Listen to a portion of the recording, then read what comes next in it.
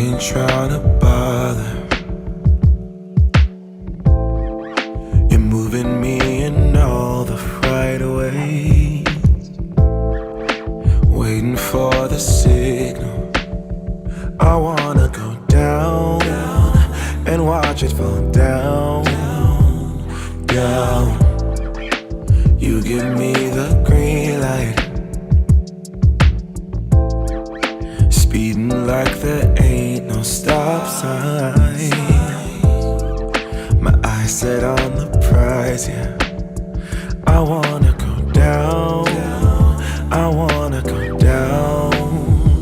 But damn, it feels good when you jump on it. Scars on my chest like you own it. You can have my last name if you want it, if you want it, if you want it. Dear girl, we don't even have to stop it. Take you higher than a real rocket. You can have my last name if you want it, if you want it, if you want it. Yeah, your body's out in motion, like a Mona Lisa come to life. Pin you on my wall and pull you back down. Watch you slide down. All right. Welcome everyone to TRM. Let me drink you in. It's great to see you all. Please hit the like button as you're coming in. Selfish lovers, we're gonna have a great show today. Spin you around my glass. Thank you all for being here. Watch you fall down, pull you back down. But damn, it feels good when you jump on it. Scars on my chest like you own it. You can have my last name if you want it, if you want it, if you want it. Dear girl, we don't even have to stop it. Take you higher than a real rocket. You can have my last name if you want it, if you want it, if you want it. Damn, it feels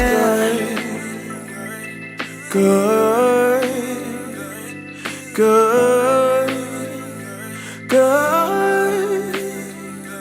Damn, it feels good. Oh, so good, so good.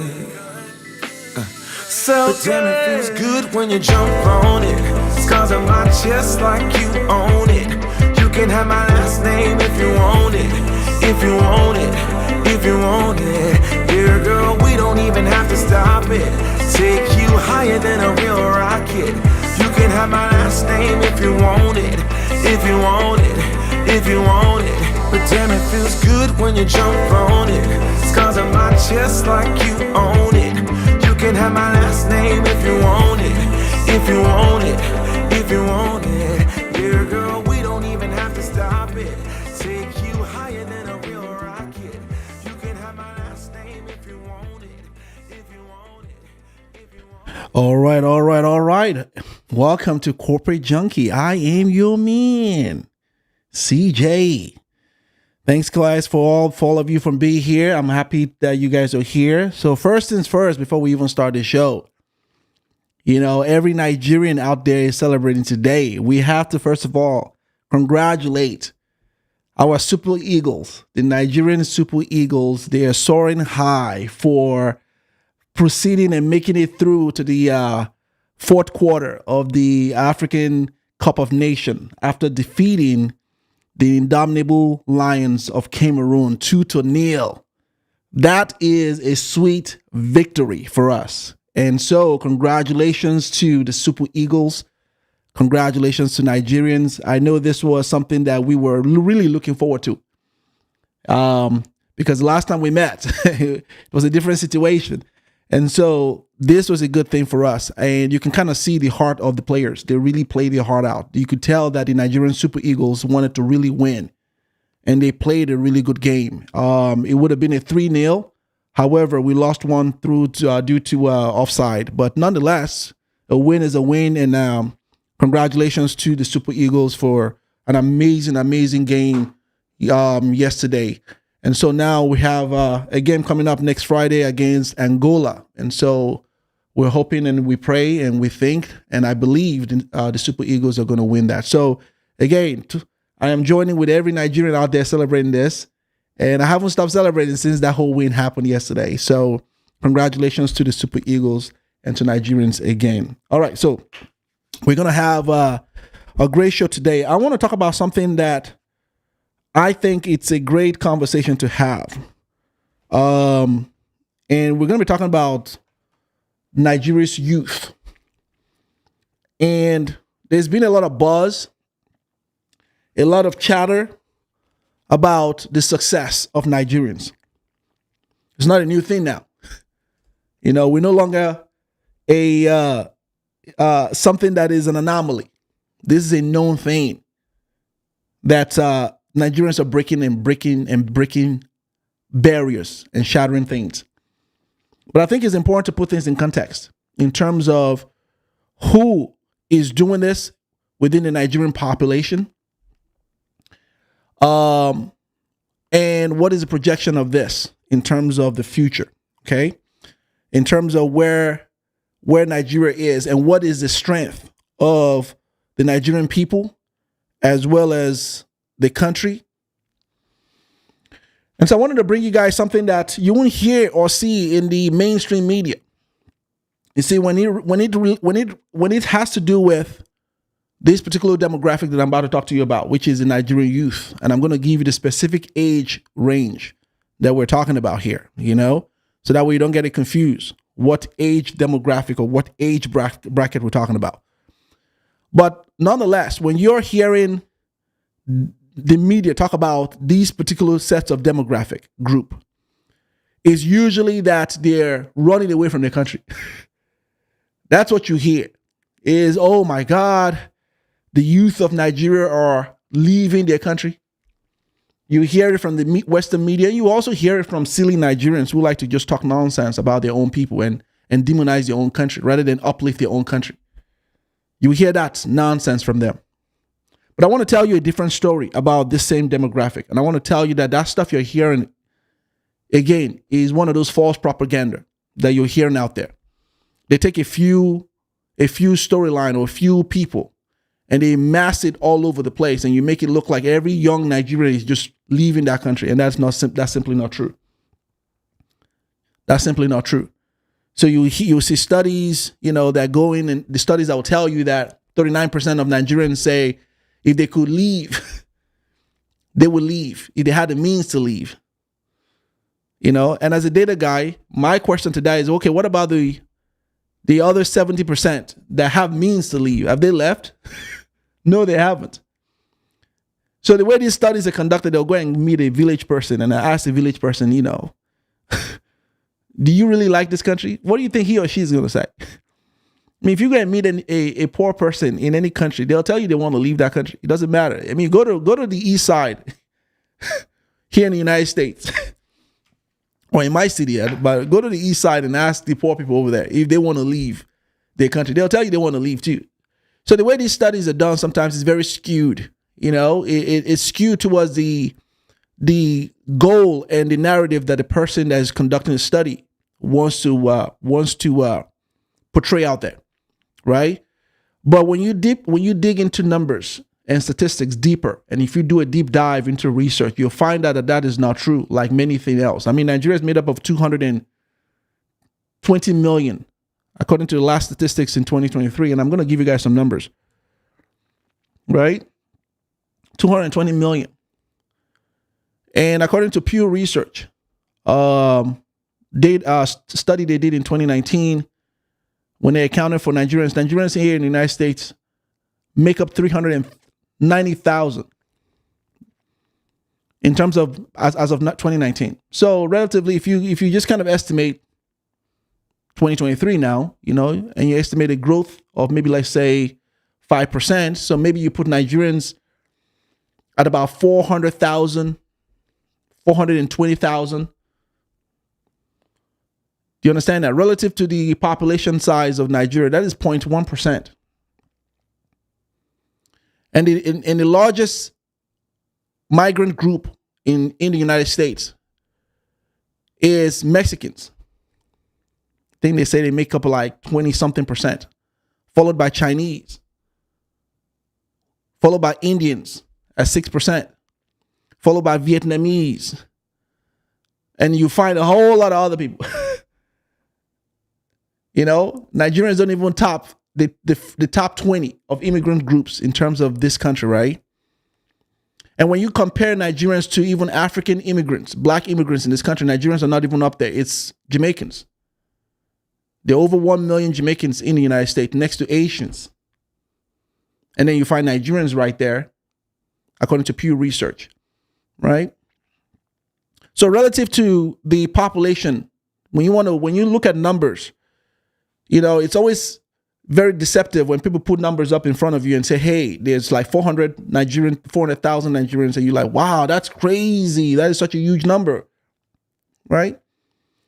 But that's not how you watch data. That's not how you look at data, because you want to compare apples to apples, right? So like, for example, when you look at Nigerians' numbers, at 400,000, let's just use that number. And we're using Pew's data right now, Pew Research Center. And you want to have a good perspective on that. You find out relative to their population, how much of their population is leaving that country to the United States is 0.1%. Now, if you really want to do a good math on that, you compare other African countries. So let's use Ghana, for example. So Ghana is 290,000, according to Pew, against Nigeria's 400,000. But relative to Ghana's population, Ghana is around 2% of their people who are leaving their country. So that's how you look at numbers, and that's how you can kind of make sense of the data. Because when you look at just the information, you have to do a deep dive, right? So Ghana's population relative to their population, the number of people leaving to this country, is more than the number of Nigerians leaving to this country. So when you find people that do these studies and give you this very skewed analysis, it's very, very, very, very subjective. It's not a factual thing. They give you like funny numbers, and tell you that Nigerians are leaving their countries to the United States because of all of this. Yes, there's that going on, but the way they paint it, you would think that they're just leaving that country. Nigeria is not Venezuela, But when you hear these people say these things, they will make it look like Nigerians are like Venezuelans or Mexicans that are just leaving that place. That's simply not true. Right? The youth of Nigerians are not leaving in droves. So I'm here to set records straight, because one of the key things that I've done in my life and in my skill set and my history, in my career, is data mining. How to understand data, how to read it, how to do a deep dive analysis to understand what the numbers are saying, because numbers are just numbers, right? You got to know what those numbers are saying. You got to follow the trend. You got to follow the chart. You got to follow the story. Numbers, you can see a story in a lumber line if you know what you're looking for. Otherwise, you believe nonsense, right? And so that's simply the case. And then when you really want to do a deeper dive in terms of the immigrant representation in this country, we're looking at Chinese are 5.2 according to the U.S. I think it's U.S. Census Bureau. There are 5.2 million Chinese in the United States. Now, of course, relative to the population of 1 billion plus people, that is again a drop in the bucket. So that's how you look at these things, right? So that's just to give you and set you up for what I'm about to talk to you about, because I'm going to be talking about the youth of Nigeria, the younger demographic. And so here's the age bracket that I'm looking at. So according to Demographic Bulletin, published in 2022 by the NBS, Nigeria has about 79.1 million youth between the ages of 15 to 39 years. So this group makes up 38.4% of the population. So that's their information. Now, according to the National Youth Policy, between 2019 and 2023, Nigeria's youth comprised of ages between 15 to 29, right? And it's estimated at 206 million people within that age bracket. So that's their information. Now, the latest UN data puts Nigeria's population at 221 million as of June 2023. That is 43% of that number, which is equivalent to like 95 million are the youth between ages of 0 to 14. And then 20% are ages 15 to 24. which is equivalent to 43 million. Okay. So the demographic that I'm going to talk about, which is the key meats and potatoes of Nigeria's youth, fall in between the ages of 15 to 39. That's what I'm talking about here, because everyone puts it a different, based on the data they're looking at and what they want. But I think based on what I was able to do, it's literally 15 to 39. That would mean I don't fall into that. I'm too old. I'm 46 years old. I'm not but that's that sweet spot, right?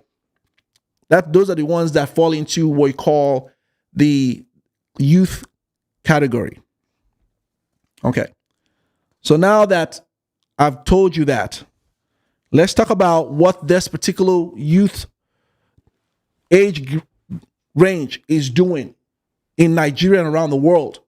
Because what we're talking about today is why Nigeria is the future, is what's going to bring about Africa's liberation. Not just Nigeria alone. All African countries are contributing to this. So Nigeria is not just the only one that's just going to solve Africa's problem. No. But Nigerians are pioneering this. So a lot of the things that are working for Nigeria is the fact that, of course, Nigeria is the home to the largest concentration of black people in the world. Nigeria is. The largest in the world is in Nigeria. So that also means that Nigeria has the highest and the largest number of youth within the bracket, the age that I've just told you about, in the world. So that is a significant part of the impact that we're talking about in terms of Africa's development, Nigeria's development, and what we're seeing in the world, which is why this age demographic is highly sought after by all Western establishment, which is why Netflix targets this age demographic. So again, I'm in marketing.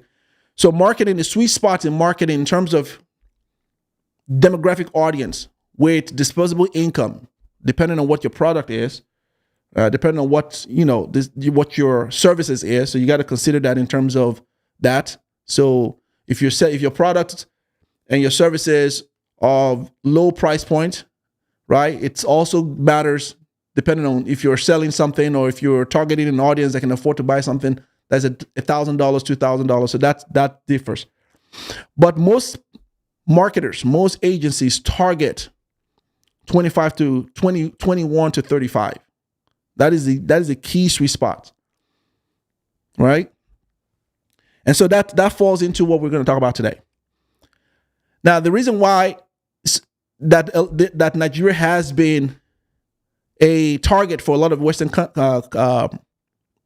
companies is because this demographic has been seen to be highly disposable. We're talking about the demographic in Nigeria now. Highly disposable in terms of income-wise. Highly engaged in terms of tuned in to interact with whatever platform. Highly educated. So a lot of within this demographic are high degrees in terms of bachelor's, master's degrees. We're talking about Nigeria now. Okay. And well versed in terms of technology and in terms of current affairs and world affairs. So these are things that they factor into when they're targeting a particular audience, especially in the world. What can we expect from this audience, and how likely is this audience going to grow, and how can we scale with this audience? So those are things to consider. And this checks the box. Now, the challenge that Nigeria faces with, investment opportunities are the infrastructure problem. So that is a huge problem. The inconsistencies with, telecommunications, the inconsistencies with electricity, that is a problem. So those are huge problems for investors. Nonetheless, there are a lot of investors that are taking a chance, especially investors who are investing in digital assets, right? Digital opportunities. So we're going to talk about Nigeria's fintech industry today. That's where we're going to be spending a lot of time. So that's something that most of you might be hearing for the first time. Many of you, a lot of you who are very intelligent or that have been paying attention, might know what I'm about to talk about today. So the fintech industry of Nigeria is a huge industry. It has been gaining mass momentum. That's something you're not hearing in the media. What you're hearing is they're telling you that they're all leaving the country. Yeah, they all want to come to the United States. Lies. Lies. But so I'm going to give you some real good stats today, because understand that the era that we're in right now is Africa's gilded age. Now, what is the gilded age? The gilded age is a term that was coined here in the United States back in the late 1800s. This was the era of boom in the United States. It was the era right after Civil War, right into the Reconstruction, when this country was trying to rebuild itself from all the damages and the mess and the chaos that occurred after a civil war like that. So the country went into reconstruction that took years. Some people even said it took about 12 years of reconstruction. During that period of time, that was seen, historians put that period also as the Gilded Age, which was the age where the American citizens were really enthusiastic to rebuilding their country, to putting things in place. So this was like the golden age, and it's right after the at the tail end of the 1800s. So like 1870s, 1880s, all the way to the mid 90s. That's the Gilded Age.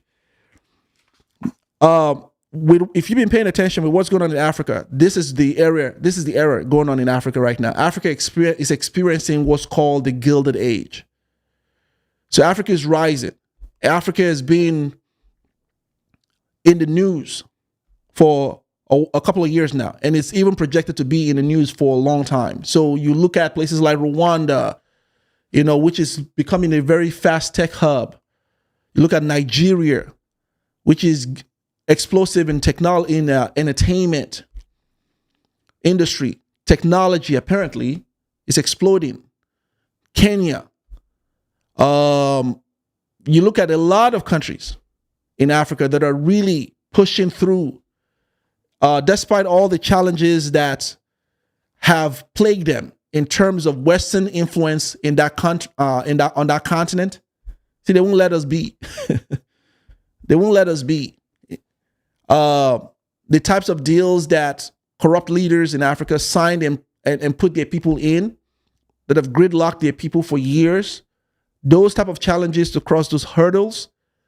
Despite all of that, there's a push, and Africa is really rising formidably. And you're seeing these types of growth. It's like a wave, a ripple effect that's plaguing every African country. Nigeria is doing it. Kenya is doing it. South Africa is doing it. Rwanda is doing it. Is this ripple effect that seems to be pushing? They say the rising tide lifts all. So that's what you're seeing moving forward. So I think that, again, I'm going to leave that to the historians when they look back at this moment in time. I think they're going to place this era in time as Africa's Gilded Age. I certainly recognize a lot of key things that are going on that I think this is the Africa's Gilded Age. It's certainly for Nigeria. So a couple of things I want to talk about, the fintech industry, and I want to spend a lot of time with that because this is a very impressive. And the fintech industry, for those of you that don't know what that is essentially Nigeria's financial tech industry, which has been gaining a lot of momentum. So let me give you some information right here. So Nigeria's fintech industry has experienced significant growth and evolution over the years. It is now home to over 200 fintech standalone companies. Along with fintech solutions offered by banks and mobile network operations, the sector has attracted substantial funding, with more than $600 million raised between 2014 and 2019, second to Kenya in terms of amount raised. Nigeria's fintech landscape is primarily focused on payment and consumer lending, with a few players starting to show traction in SME, small, medium-sized enterprises. Payment-focused solutions have surged over the past 2 years, spurred up by central banks' financial solutions driven by favorable regulatory policies. So the Nigerian government has really been supporting this, which is a good thing. The industry has attracted a youthful population with increasing smartphone penetration and a focused regulatory drive to increase financial inclusion and cashless payment, creating the perfect recipe for a thriving fintech sector. Nigeria's fintech sector is now one of the most exciting in the world, and within it, Nigeria is one of the most exciting regions for investors. In 2023 alone, the industry saw a 24.42% increase in revenue from electronic businesses compared to the previous years, with Nigerian banks generating a total of 265 billion naira, which is approximately $530 million, from their electronic businesses alone. The digital payment sector in Nigeria is also projected to surge to approximately 580 trillion naira, which is approximately 1.16 or $1.2 trillion by the end of 2023. So that was, so I'm sure by the end of this first quarter, we'll find figures that can either confirm that projection.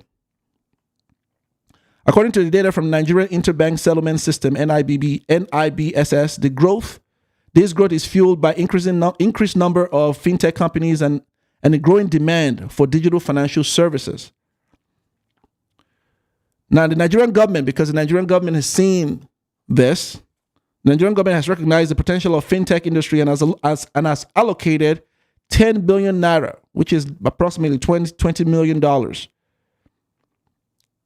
budget in 2023 to help support this industry. Now, to put this in context for you all, one of the biggest payment company in Nigeria, MoneyPoint, processed 5.2 billion transactions worth over $150 billion in 2023, representing a 205% increase from 2022. 1.7 billion processed transaction valued at over $100 billion. This is not rice and beans. This is a real deal. These are some real stuff. Okay. Let me show you some stats by Statista, who did some, because this industry is also the digital financial industry is projected to even outperform traditional banking. That's how huge this is. That's how huge this is. Let me show you some stuff. Okay.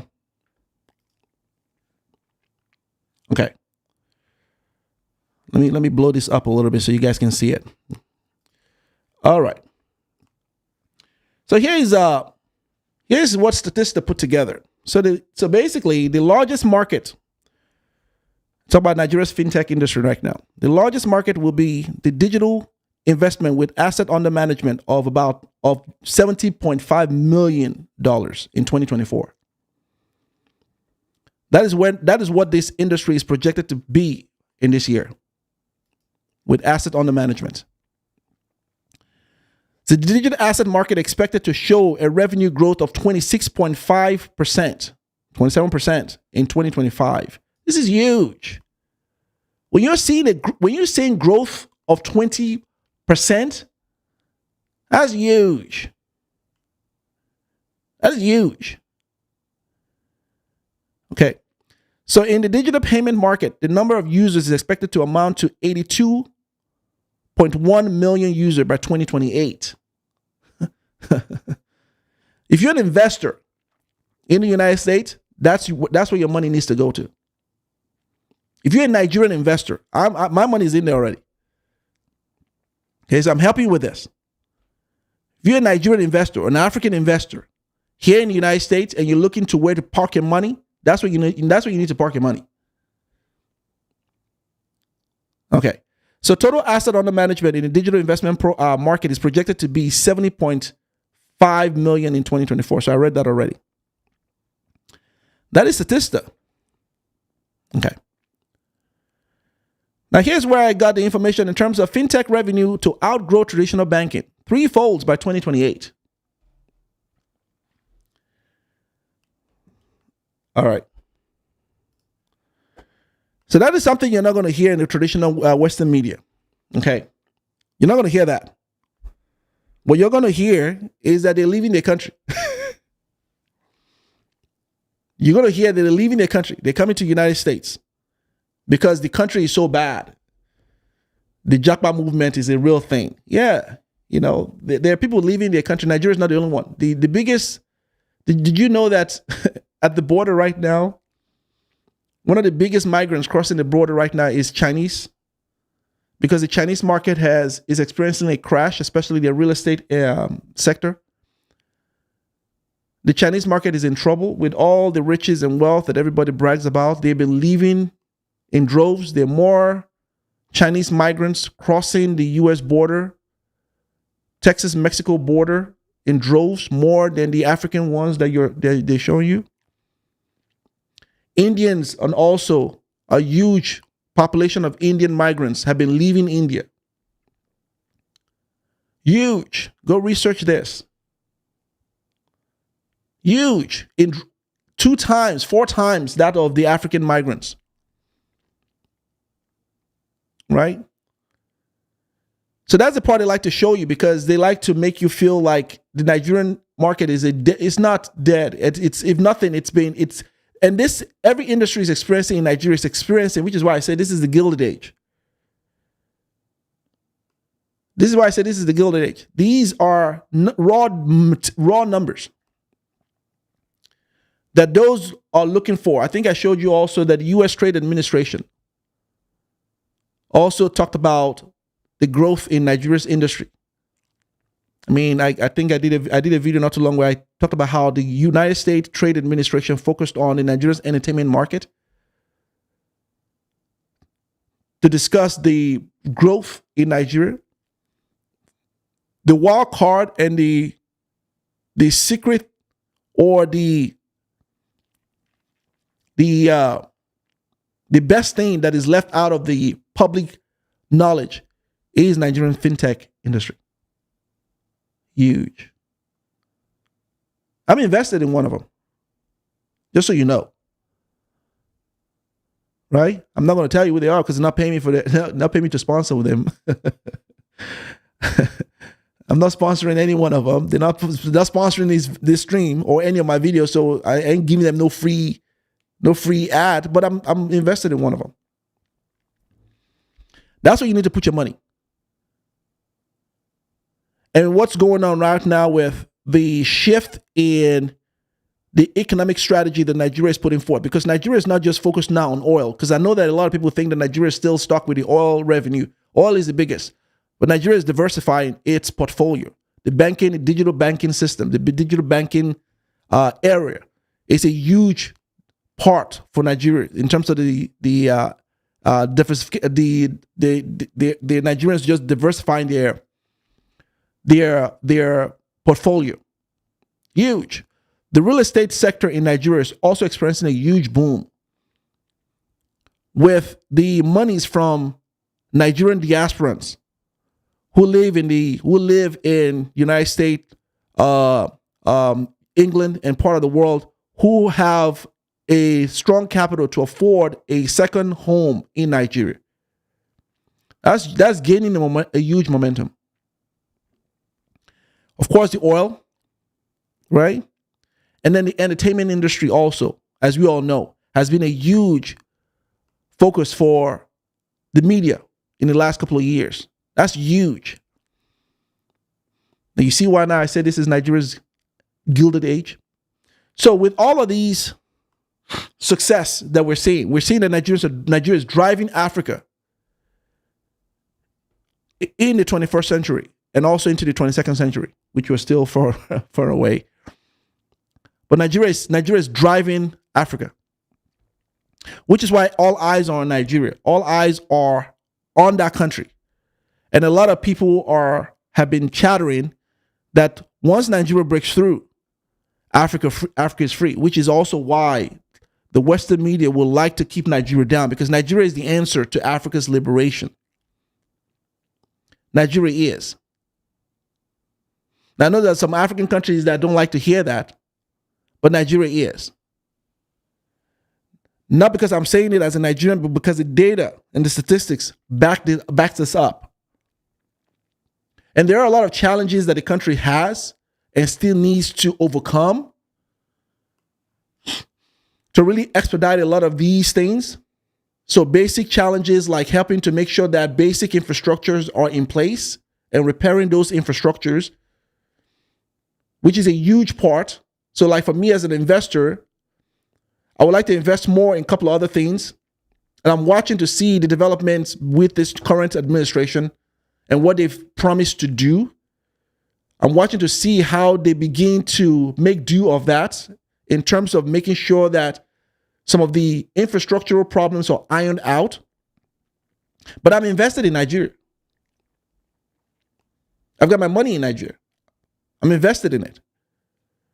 There are a couple of other startups that I would like to invest in, but those startups are heavily plagued by infrastructural issues, which based on what I've seen, it's going to really impede with the profit margin or the profit for that. And so I don't want to jump into that yet. But nonetheless, there are a lot of startups that are enjoying funding. They're raising capital. It's not as, it could be better, right? It could be better. But people are recognizing a lot of it. A lot of us from the diaspora, we're recognizing the opportunities there. And so that is one of the key things that Nigeria is starting to enjoy.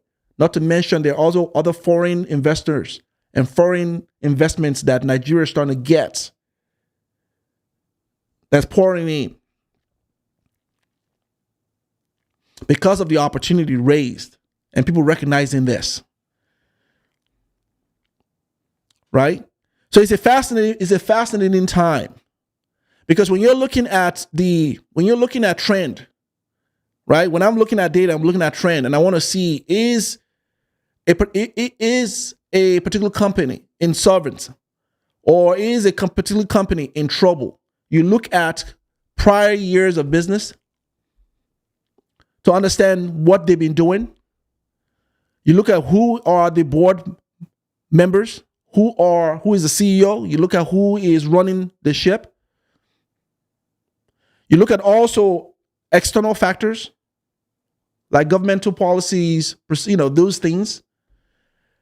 So that's why investors pay attention to when a new administration comes in, to hear what he or she, in this case in Nigeria has always been he, but what he is proposing, and understand the first 90 days. Like I was watching this president in the first 90 days, and I have to say,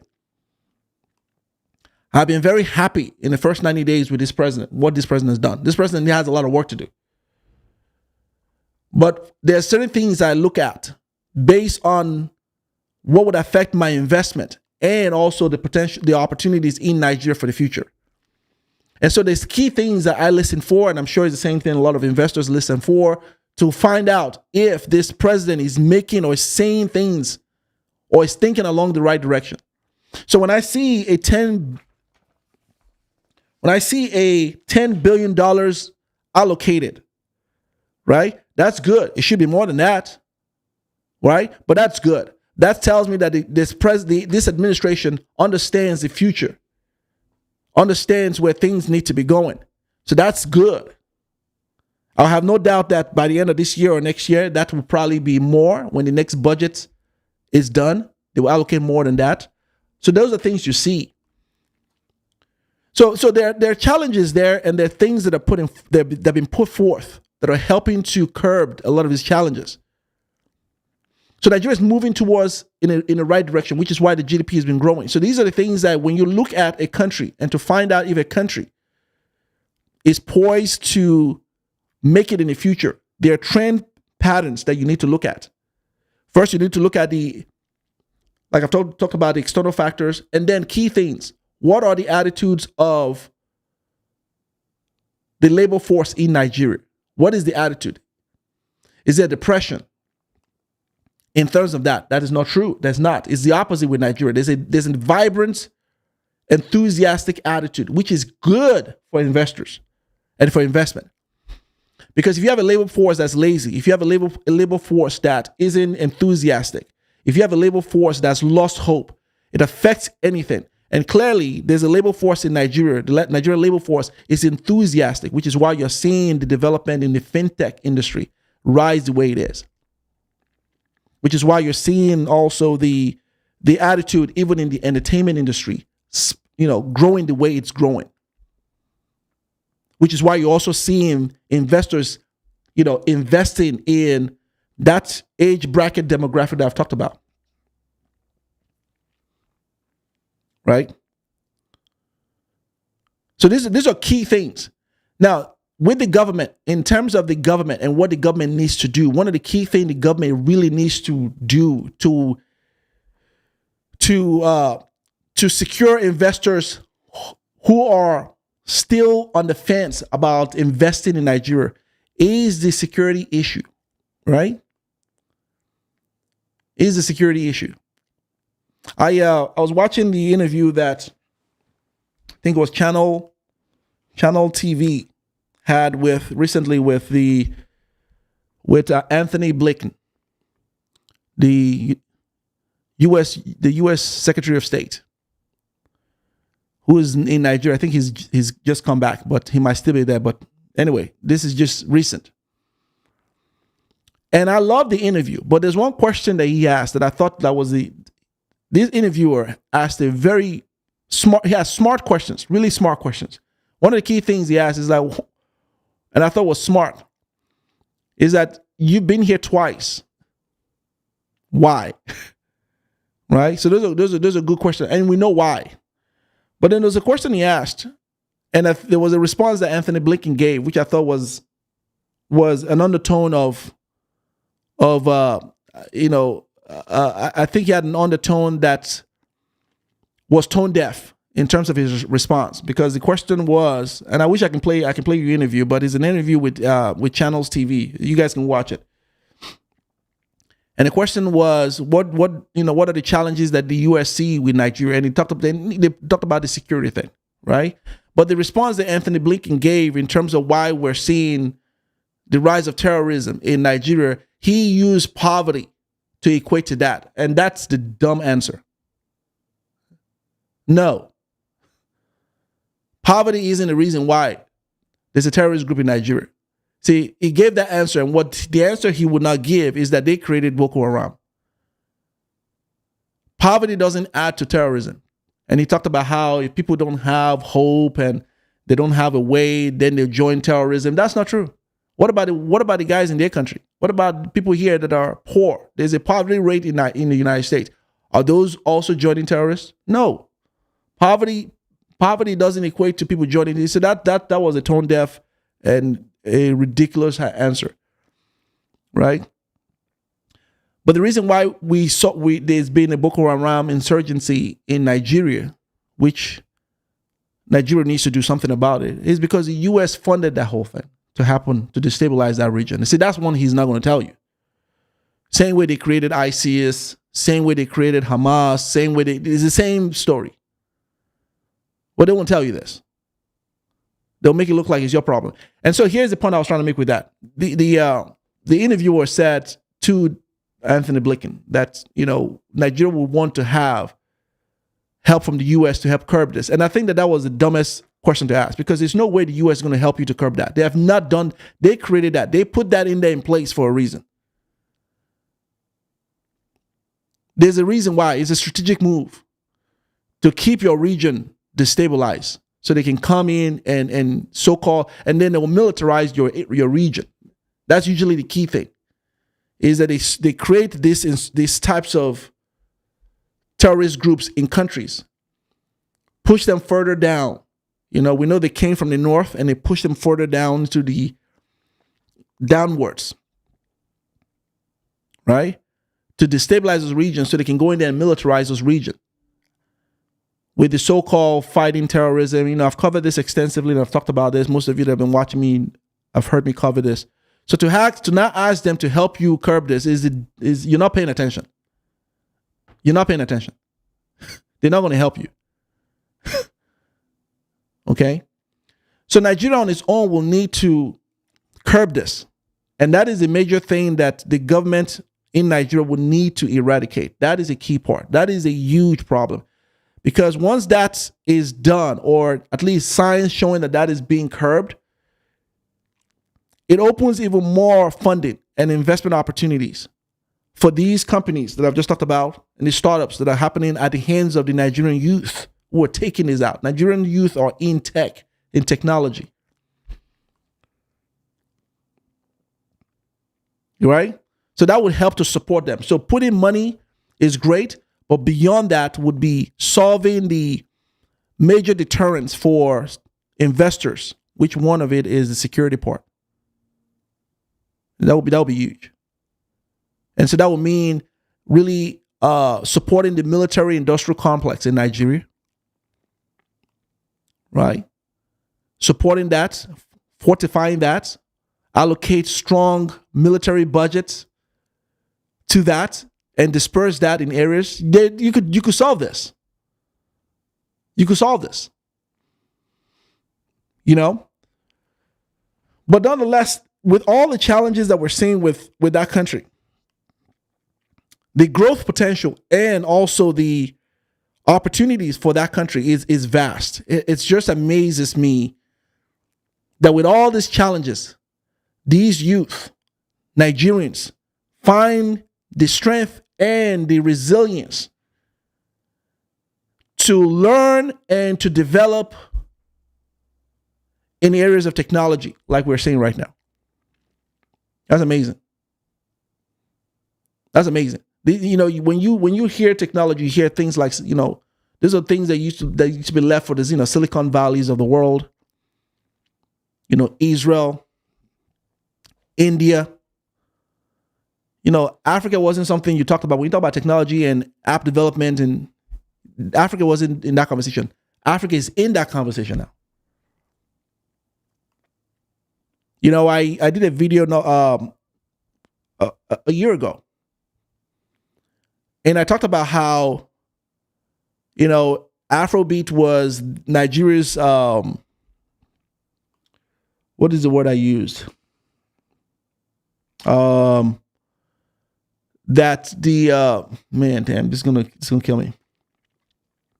I talked about the Great Awakening. That's exactly what it was. Yes, and how the United States had the Great Awakening back in the days. And for them, the Great Awakening was essentially the era of religion played a huge part, and science, right? So the discovery of science back in the days was what gave this country led it, not just this country, but Europe also. It's Europe. So they all have this Great Awakening. This is when, the Isaac Newton and John Locke, these are the eras, right?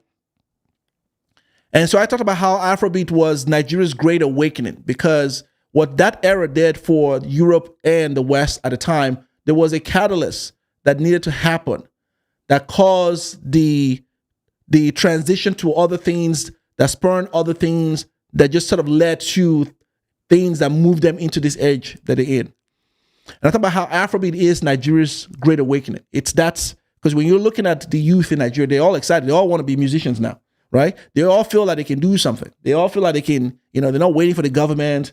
They're not looking at the government to really solve problems for them. They're like, forget that, and with technology, with YouTube, with Facebook, everyone knows that if I have a video camera, I can make something out of myself. So there's that. So Afrobeat spawned that initiative, right?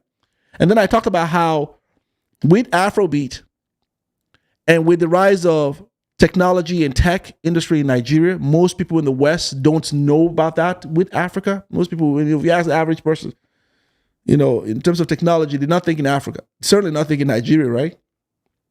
And I talked about how Afrobeat was going to pull in that crowd, and that's what we're seeing.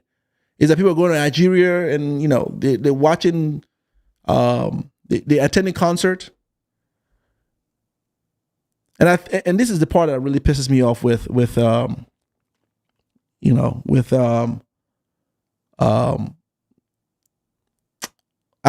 that concert? What's that big concert that's on the road? Dang, somebody put it in the chat. What's that big Afrobeat concert that's all over the place? I'm drawing a blank right now.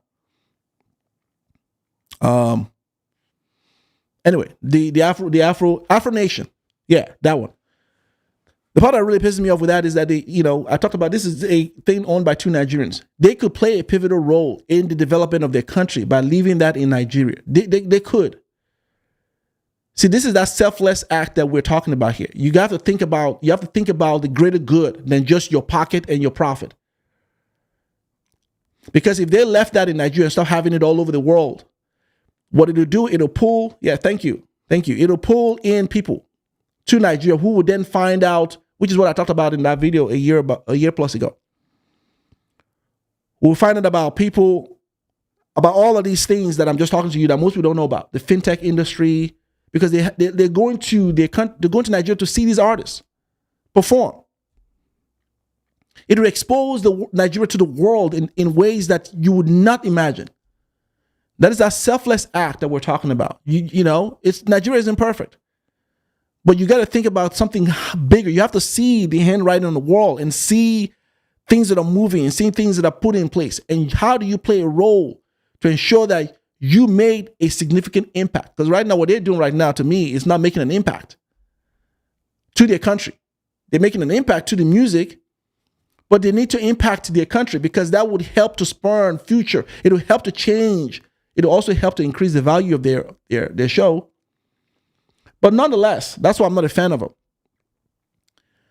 But the point I'm making is that with all the stuff we're seeing happening in that country, despite the challenges the country is facing, the great things that are happening that are in line with new wave of human development, which is AI, technology, these new wave that we're seeing, Nigeria is in that market. Nigeria is tapping into it. And I talked about how the West has an aging population, a huge aging population. They're in trouble. They're in trouble. There's a huge aging population, which is why the military industrial complex in the United States has been struggling with recruiting people. All the branch of government, of military, the Air Force, the Navy, Marines, they're all struggling with recruiting. They've all fallen short of their targeted goal because a lot of the young people in the United States, one of the key things that's causing that is one, the aging population, and then a few millennials don't want to they don't want to join the military. They have a negative perception about the military. So it's been a problem for them to recruit. So they're all short of their number, even those in England. They're very short of their numbers. So they don't have enthusiastic young minds within this age bracket that I've just talked about who are enthusiastic enough to join the military industrial complex. So that's a huge part. Nigeria has a huge enthusiastic demographic, young demographic. Right? Which is what a lot of Western companies, that's why they're tapping into it. Why do you think Netflix has been over there? Why do you think Amazon, why do you think all of these people are there? See, what I'm telling you right now, these guys knew this years ago. Right? And it's only projected to even grow in number in terms of that demographic, which is the average median age is 18 years old. Right? That's great. Compared to the United States, which has a high 30 years. So they have an aging population problem. And China too. So it's an opportunity for Nigerians and everyone who should understand what's going on. Stop, watch where you're getting your news from.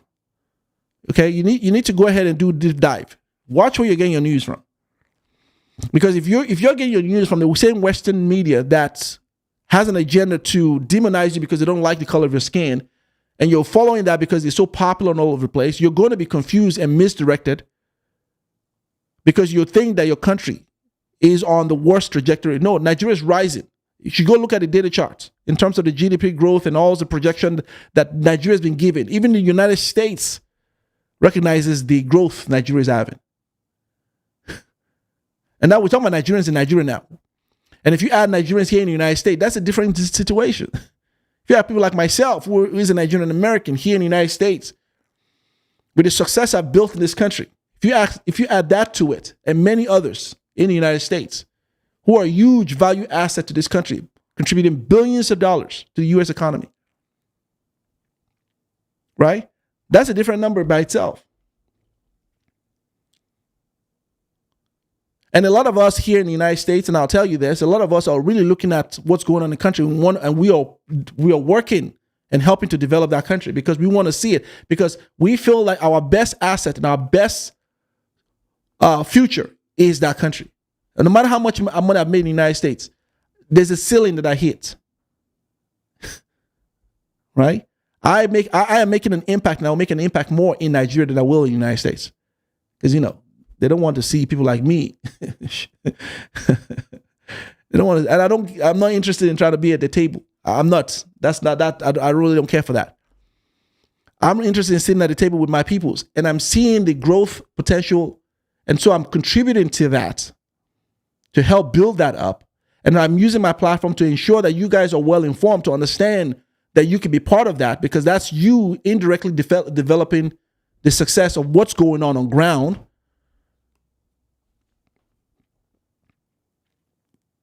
Because that liberation only helps all of us. So watch where you're getting your information from, because what these outlets want to do is they want you to stay here. They want the best of us to be in this country because they recognize the value that we bring to this country. And so while it's in their interest to tell you that your country ain't shit and show you that, and you buy into that, you really would. So a lot of like for me right now, I consider the United States to be great. It's my home. It's my country. I'm a U.S. citizen here. I contributed. This country is giving me a lot. And I've given it also in turn equally back. But I know that in terms of the impact to people that look like me, the greatest place is Nigeria. I know that. Not just for me, but for my kids and their kids. I know that because the ones here, they're not going to let me. They don't want to. They haven't let the black people here do it. Right? But it's in their interest to keep you here because it serves their interest so that we can build their country for them. Right? So watch where you're getting your information from. And stop demonizing your country. There's nothing more sad than a Nigerian that talks bad about their country. You're the most despicable one. Stop demonizing your country. You're not going to get anyone to respect you. You're not going to get anyone to respect you. They just look at you like an idiot.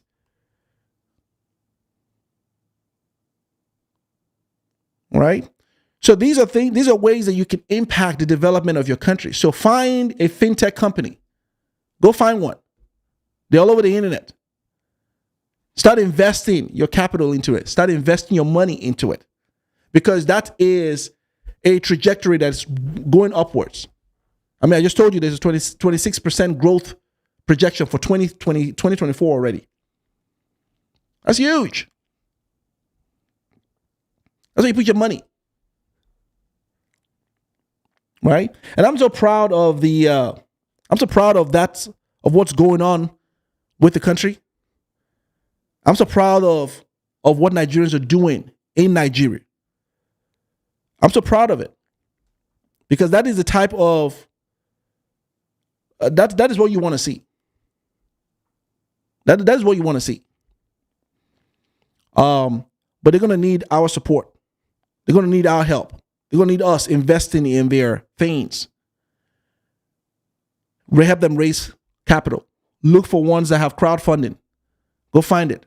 Put your money in there. Help to help them raise capital so they can begin to push this forward. Because a win for those is a win. How is it a win for you? Because the tax is generated from there. There's this employment that comes off of that.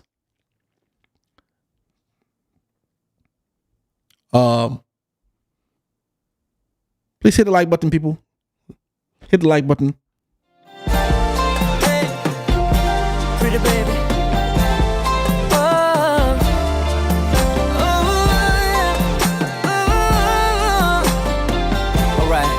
Listen. I've been waiting for so long, girl, yeah, to be with you alone, girl, yeah. Move your back against the wall, girl.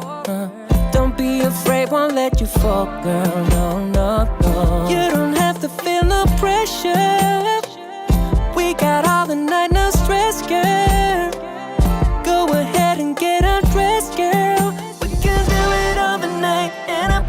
You. I will make you scream my name. I know you make me do the same, girl. I will make you scream my name. I know you make me do the same, baby. Make me scream your name. I will make you scream my name. I know you make me do the same, girl. I will make you scream my name. I know you make me do the same, baby. Make me scream your name. Oh baby, please don't stop. No, we'll take it to the top, girl, yeah, yeah. We can do it all night long, just me and you alone. Oh baby, you're so beautiful, beautiful. You don't have to feel no pressure. We got all the night, no stress, girl. Go ahead and get undressed, girl. We can do it all the night, and I promise you that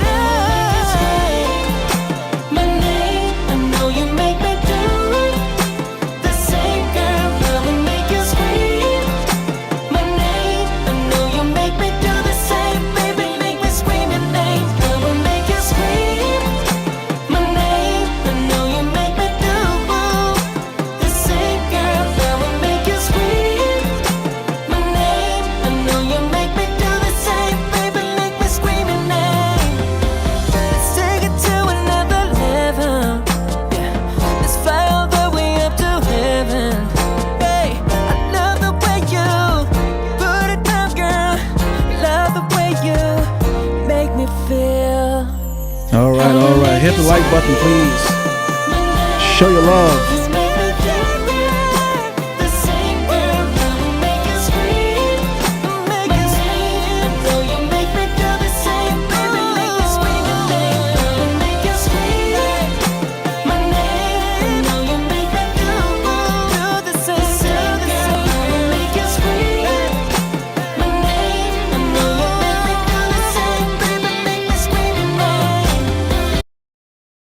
All right. Thank you, everyone. I appreciate that very much. So just to wrap up what we've just talked about, is I want you to pay attention to what's going on with Italy's prime minister. And that's someone to watch. Now, Italy's prime minister, Giorgia Meloni, is proposing a new plan, which is a partnership with Africa. See, Africa has become on the map right now. And everyone is talking about Africa. There's also, I want you also to pay attention to India. India is now trying to covet Africa because everyone sees Africa's potential.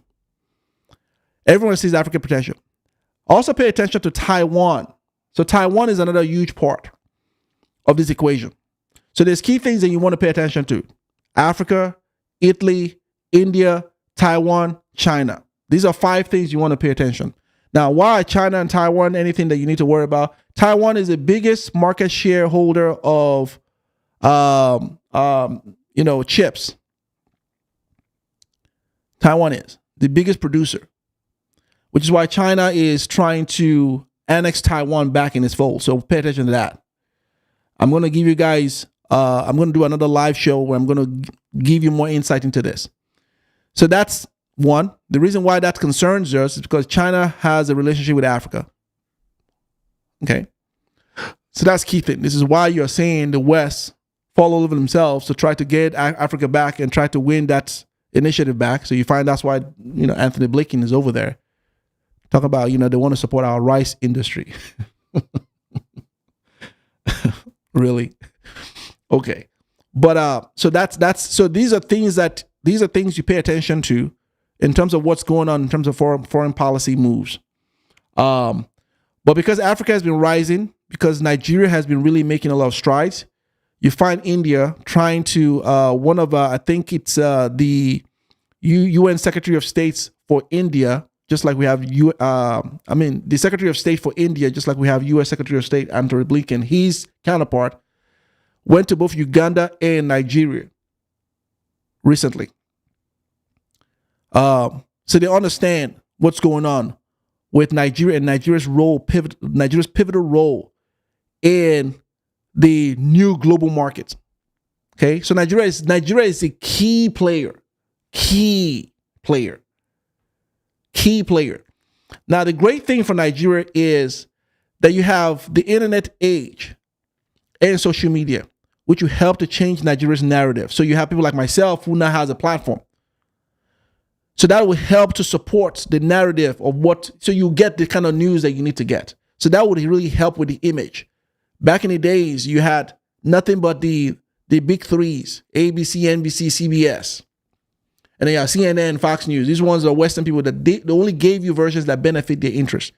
I can give you information of real concrete things that you need to know about. So pay attention to Italy, because she is sounding the type of alarm, and then understand her interest. The reason why is the same thing I told you about in my last video. It's the Italian prime minister understands the enormous amount of challenges she's having in her country due to immigration. She's not the only one going through it, right? All of them are going through it. But she's at least smart enough to understand and ask and take accountability that we caused this, right? And so she is trying and putting out measures that will benefit Africa in ways that will help to stop the bleeding of the migrants coming to Africa. God bless her heart, right? Because trust me, we don't want to come to the West. We don't. I've been in this country for 26 years. Trust me, I'm not enjoying myself.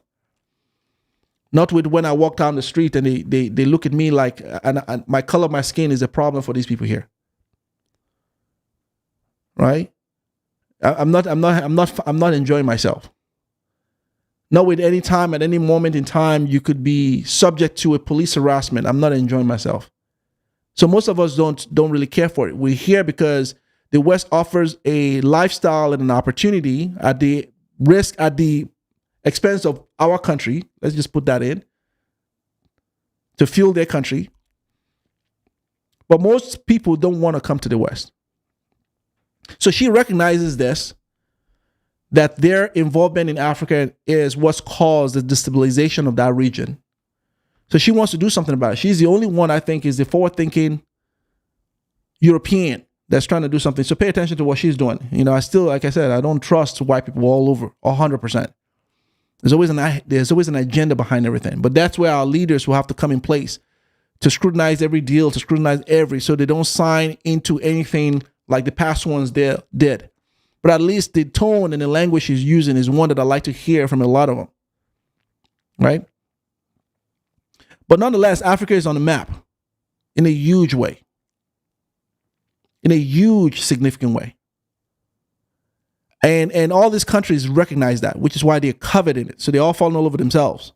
India, China, United States, Italy, England, they all are falling to get a piece. Right?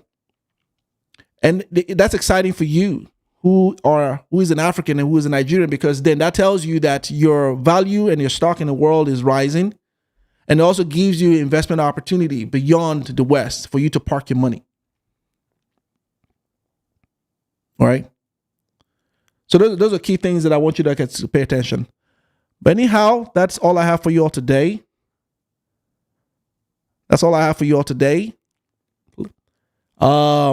I appreciate you all showing up. Thank you all for all of you that are here. Thanks for joining me on this live. Please make sure that you are liking this video. If you watch the replay of it, Like the video, subscribe, share the content, and I'll see you all next time. Bye-bye. Pretty baby.